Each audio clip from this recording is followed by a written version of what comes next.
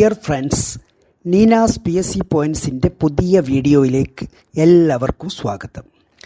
Indian ഭരണഘടന തയ്യാറാക്കിയത് doctor BR അംബേദ്കറുടെ നേതൃത്വത്തിൽ പ്രവർത്തിച്ച ഭരണഘടനാ ഡ്രാഫ്റ്റിംഗ് കമ്മിറ്റിയാണ്. ഏകദേശം 60 രാജ്യങ്ങളുടെ ഭരണഘടനകൾ പരിശോധിച്ച് 10ഓളം രാജ്യങ്ങളിൽ നിന്നുള്ള ആശയങ്ങൾ ഇന്ത്യൻ ഭരണഘടന സ്വീകരിച്ചിട്ടുണ്ട്. ഏതെല്ലാം രാജ്യങ്ങളിൽ നിന്ന് എന്തെല്ലാം ആശയങ്ങൾ ഭരണഘടനാ നിർമ്മാണത്തിൽ നമ്മൾ സ്വീകരിച്ചു എന്നതിനെക്കുറിച്ചാണ് ഇന്നത്തെ വീഡിയോ. ഇന്ത്യൻ ഭരണഘടന മറ്റു രാജ്യങ്ങളിൽ നിന്ന് കണ്ണടച്ച് കടമെടുക്കുകയായിരുന്നില്ല. അവ പരിഷ്കരിച്ച് ഇന്ത്യൻ സാഹചര്യങ്ങൾക്കനുസരിച്ച് സ്വാംശീകരിക്കുകയാണ് ചെയ്തത്. എന്നാൽ ഒരു കാര്യം ആദ്യം ഓർക്കുക, ഇന്ത്യൻ ഭരണഘടനയുടെ നിർമ്മാണത്തിൽ ഏറ്റവും സഹായകമായത് മറ്റു രാജ്യങ്ങളുടെ ഭരണഘടനകളല്ല, മറിച്ച് ബ്രിട്ടീഷുകാർ ഇന്ത്യക്ക് വേണ്ടി ആവിഷ്കരിച്ച ഒരു നിയമസംഹിതയാണ്. ആ നിയമസംഹിതയാണ് government of India act 1935.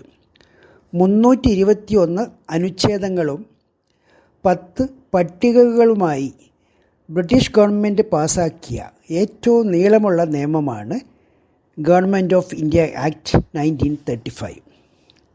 Indian ഭരണഘടന ഏറ്റവും കൂടുതൽ കടപ്പെട്ടിരിക്കുന്നത് എന്തിനോട് എന്ന് ചോദിച്ചാൽ ഗവൺമെൻറ് ഓഫ് ഇന്ത്യ ആക്ട് 1935.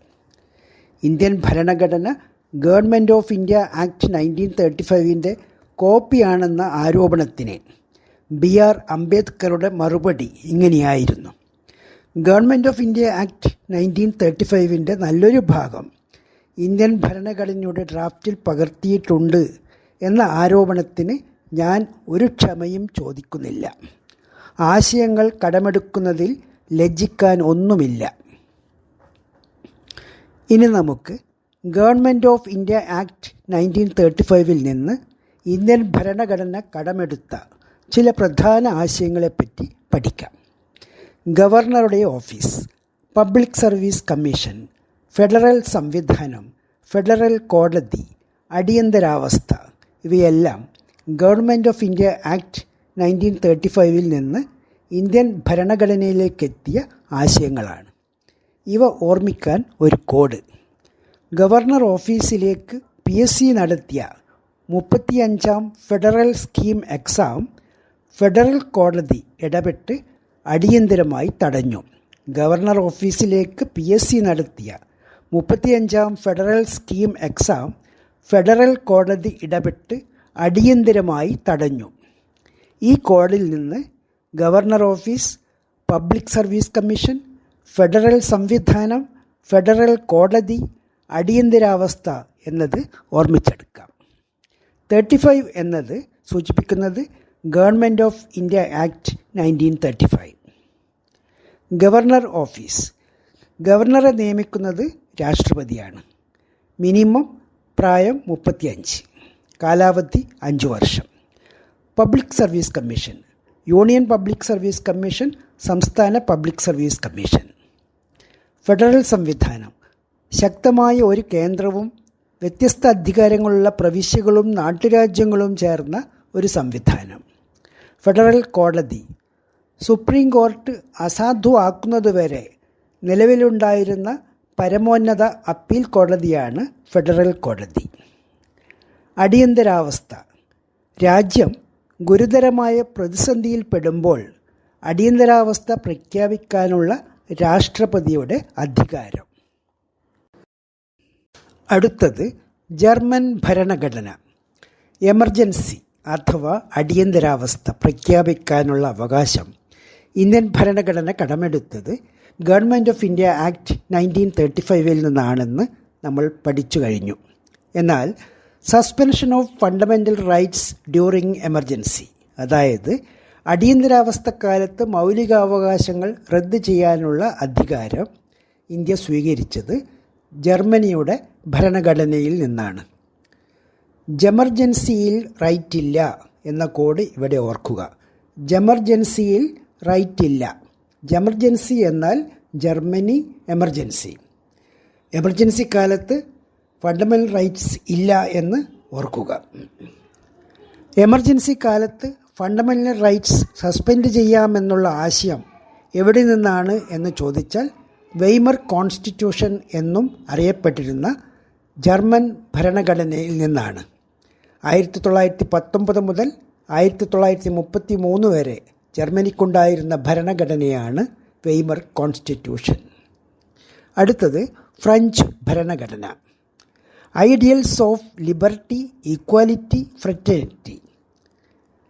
ഇവ കൂടാതെ റിപ്പബ്ലിക് എന്ന ആശയം, ഇവ രണ്ടും സ്വീകരിച്ചിരിക്കുന്നത് ഫ്രാൻസിൻ്റെ ഭരണഘടനയിൽ നിന്നാണ്. ഇന്ത്യൻ ഭരണഘടനയുടെ ആമുഖത്തിലെ സ്വാതന്ത്ര്യം, സമത്വം, സാഹോദര്യം എന്ന മഹത്തായ സന്ദേശം, റിപ്പബ്ലിക് എന്ന ആശയം, ഇവയ്ക്ക് കടപ്പാട് ഫ്രഞ്ച് ഭരണഘടനയോട്. ഇനിയൊരു code. France is a freedom republic. France is a freedom republic. Freedom റിപ്പബ്ലിക്കിലെ ഫ്രീഡം എന്നാൽ സ്വാതന്ത്ര്യം, സമത്വം, സാഹോദര്യം. റിപ്പബ്ലിക് എന്നത് ഇന്ത്യ റിപ്പബ്ലിക് എന്ന കൺസെപ്റ്റ് സ്വീകരിച്ചത് ഫ്രാൻസിൽ നിന്ന്. ഇനിയൊരു ചോദ്യം. സ്വാതന്ത്ര്യം, സമത്വം, സാഹോദര്യം ഈ ആശയം ഇന്ത്യൻ ഭരണഘടന എടുത്തിട്ടുള്ളത് എവിടെ നിന്നാണ്? ഉത്തരം ഫ്രഞ്ച് ഭരണഘടന. അടുത്തത് സോവിയറ്റ് യൂണിയൻ്റെ ഭരണഘടന. ഫണ്ടമെൻ്റൽ ഡ്യൂട്ടീസ് അഥവാ മൗലിക കടമകൾ ആണ് സോവിയറ്റ് യൂണിയൻ്റെ ഭരണഘടനയുടെ ഏറ്റവും വലിയ സംഭാവന. പല പരീക്ഷകളിലും ചോദിച്ചതാണ് മൗലിക കടമകൾ ഇന്ത്യൻ ഭരണഘടന സ്വീകരിച്ചത് എവിടെ നിന്ന്? ഉത്തരം USSR എന്ന സോവിയറ്റ് യൂണിയൻ, ഇന്നത്തെ റഷ്യ. 1976 42-ാം ഭരണഘടനാ ഭേദഗതിയിലൂടെ ഇന്ത്യൻ ഭരണഘടനയുടെ 4A ഭാഗത്ത് 51A എന്ന അനുച്ഛേദമായി കൂട്ടിച്ചേർത്തതാണ് മൗലിക കടമകൾ. ഇതുകൂടാതെ ഇന്ത്യൻ ഭരണഘടനയുടെ ആമുഖത്തിലെ justice, social, economic and political എന്ന ആശയവും സോവിയറ്റ് ഭരണഘടനയിൽ നിന്നാണ്. ഇവിടെ ഒരു കോഡ് ഓർക്കുക. Soviets duty and justice. Soviets duty and justice. Fundamental duties, പ്രിയാമ്പിളിലെ ജസ്റ്റിസ് എന്നിവ സോവിയറ്റ് യൂണിയൻ കോൺസ്റ്റിറ്റ്യൂഷൻ്റെ സംഭാവന. അടുത്തത് കോൺസ്റ്റിറ്റ്യൂഷൻ ഓഫ് ജപ്പാൻ. ജാപ്പനീസ് ഭരണഘടനയിൽ നിന്ന് ഇന്ത്യൻ ഭരണഘടന കടമെടുത്ത ആശയം പ്രൊസീജിയർ എസ്റ്റാബ്ലിഷ്ഡ് ബൈ ലോ അഥവാ നിയമപ്രകാരം സ്ഥാപിതമായ നടപടിക്രമം. വ്യക്തി സ്വാതന്ത്ര്യത്തെ ഹനിക്കുന്നതായാൽ പോലും നിയമം നടപ്പാക്കിയത് ശരിയായ രീതിയിലാണെങ്കിൽ ആ നിയമം സാധുവാണ്, ബാധകമാണ് എന്നതാണ് പ്രൊസീജിയർ എസ്റ്റാബ്ലിഷ്ഡ് ബൈ ലോ അർത്ഥമാക്കുന്നത്. ഓർക്കുക, ജാപ്പനീസ് ഭരണഘടനയിൽ നിന്ന് ഇന്ത്യ കടമെടുത്ത ആശയം പ്രൊസീജിയർ എസ്റ്റാബ്ലിഷ്ഡ് ബൈ ലോ അഥവാ നിയമപ്രകാരം സ്ഥാപിതമായ നടപടിക്രമം.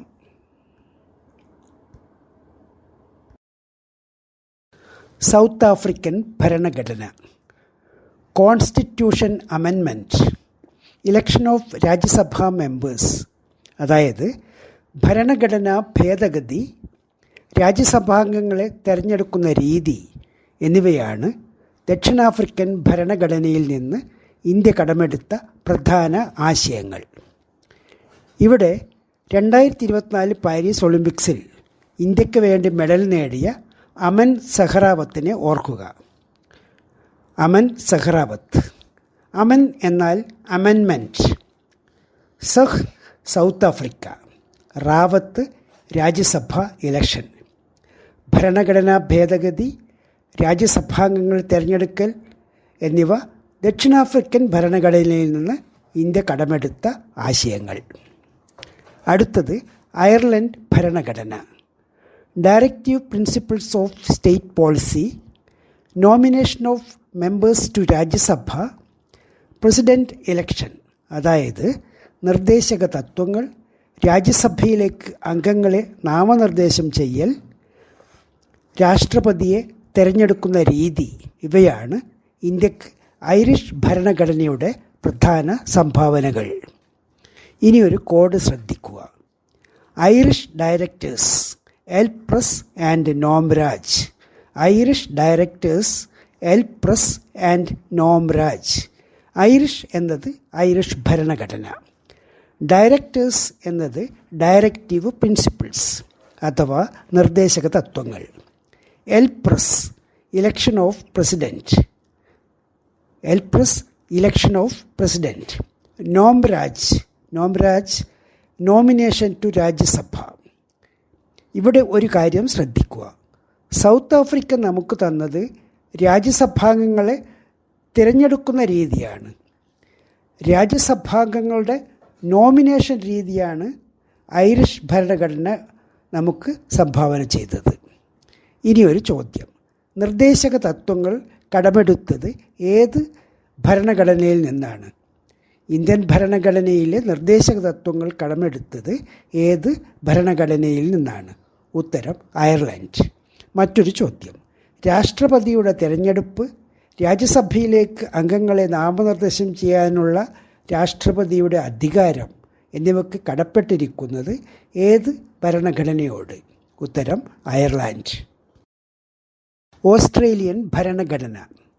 Concurrent list, joint sitting of parliament, freedom of trade and commerce. അതായത് സമവർത്തി ലിസ്റ്റ്, പാർലമെൻറ്റിൻ്റെ സംയുക്ത സമ്മേളനം, വ്യാപാര വാണിജ്യ സ്വാതന്ത്ര്യം. ഇവയാണ് ഓസ്ട്രേലിയൻ ഭരണഘടനയിൽ നിന്ന് ഇന്ത്യൻ ഭരണഘടനയിലേക്ക് എത്തിയ പ്രധാന ആശയങ്ങൾ. ഇവിടെ ഒരു കോഡ് ഓർക്കുക. കറൻറ്റ് ലിസ്റ്റിലുള്ള കുട്ടിക്ക് ജോയിൻറ്റ് സിറ്റിങ്ങിലൂടെ ട്രേഡ് കോമിൽ ജോലി കിട്ടി. കറൻറ്റ് ലിസ്റ്റിലുള്ള കുട്ടിക്ക് ജോയിൻറ്റ് സിറ്റിങ്ങിലൂടെ ട്രേഡ് കോമിൽ ജോലി കിട്ടി. കറൻറ്റ് ലിസ്റ്റ് എന്നത് കൺകറൻറ്റ് ലിസ്റ്റ്. ജോയിൻറ്റ് സിറ്റിംഗ് എന്നത് പാർലമെൻറ്റിൻ്റെ രണ്ട് സഭകളുടെയും സംയുക്ത സമ്മേളനം. ട്രേഡ് കോം എന്നത് വ്യാപാര വാണിജ്യ സ്വാതന്ത്ര്യം. അടുത്തത് കനേഡിയൻ കോൺസ്റ്റിറ്റ്യൂഷൻ.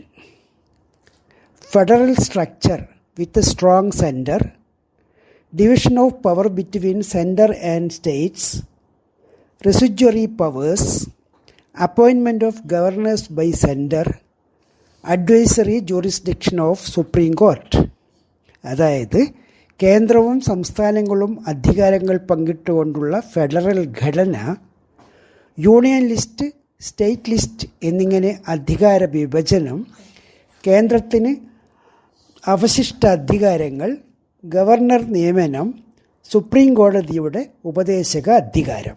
ഇവ കനേഡിയൻ ഭരണഘടന ഇന്ത്യൻ ഭരണഘടനയ്ക്ക് നൽകിയ ആശയങ്ങൾ. ഇനിയൊരു കോഡ്. US ലിസ്റ്റിലെ ഫെഡറൽ ഗവർണേഴ്സ് അപ്പോയിൻമെൻറ്റ് മീറ്റിംഗ് നടന്നത് കാൻഡി സൂപ്പർ റെസിഡൻസ് ടവറിൽ ആയിരുന്നു. US ലിസ്റ്റിലെ ഫെഡറൽ ഗവർണേഴ്സ് അപ്പോയിൻറ്റ് മീറ്റിംഗ് നടന്നത് കാൻഡി സൂപ്പർ റെസിഡൻസ് ടവറിൽ ആയിരുന്നു. US ലിസ്റ്റ് എന്നാൽ union list, state list. Residence tower എന്നത് റെസിജ്വറി പവേഴ്സ് എന്ന അവശിഷ്ടാധികാരങ്ങൾ. കാൻഡി സൂപ്പറിലെ കാൻഡി കാനഡ. സൂപ്പർ എന്നത് സുപ്രീം കോർട്ടിൻ്റെ ഉപദേശക അധികാരം.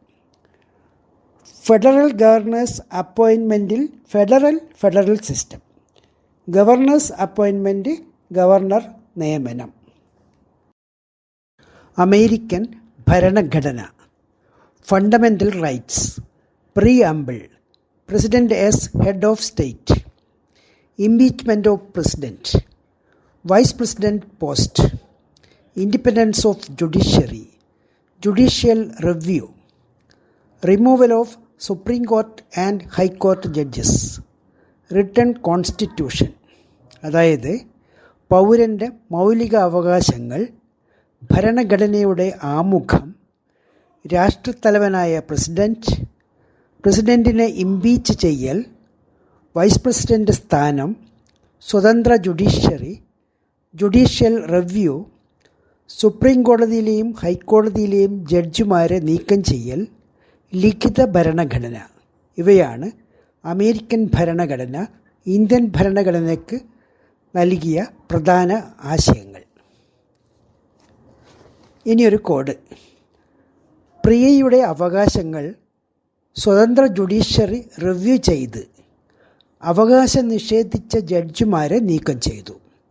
തുടർന്ന് രാഷ്ട്രത്തലവനായ പ്രസിഡൻറ്റിനെ ഇംപീച്ച് ചെയ്ത് വൈസ് പ്രസിഡൻറ്റിന് ആ പോസ്റ്റ് എഴുതിക്കൊടുത്തു. പ്രിയയുടെ അവകാശങ്ങൾ സ്വതന്ത്ര ജുഡീഷ്യറി റിവ്യൂ ചെയ്ത് അവകാശം നിഷേധിച്ച ജഡ്ജിമാരെ നീക്കം ചെയ്തു. തുടർന്ന് രാഷ്ട്രത്തലവനായ പ്രസിഡൻറ്റിനെ ഇംപീച്ച് ചെയ്ത് വൈസ് പ്രസിഡൻറ്റിന് ആ പോസ്റ്റ് എഴുതിക്കൊടുത്തു. കോഡിലെ പ്രിയ എന്നത് പ്രീആമ്പിൾ അഥവാ ഭരണഘടനയുടെ ആമുഖം. അവകാശങ്ങൾ എന്നത് ഫണ്ടമെൻ്റൽ റൈറ്റ്സ് മൗലിക അവകാശങ്ങൾ. സ്വതന്ത്ര ജുഡീഷ്യറി റിവ്യൂ ചെയ്ത് ജഡ്ജിമാരെ നീക്കം ചെയ്തു എന്നതിൽ സ്വതന്ത്ര judiciary, judicial review, supreme court, ഹൈക്കോടതി ജഡ്ജിമാരെ നീക്കം ചെയ്യൽ എന്നിവ ഓർക്കുക.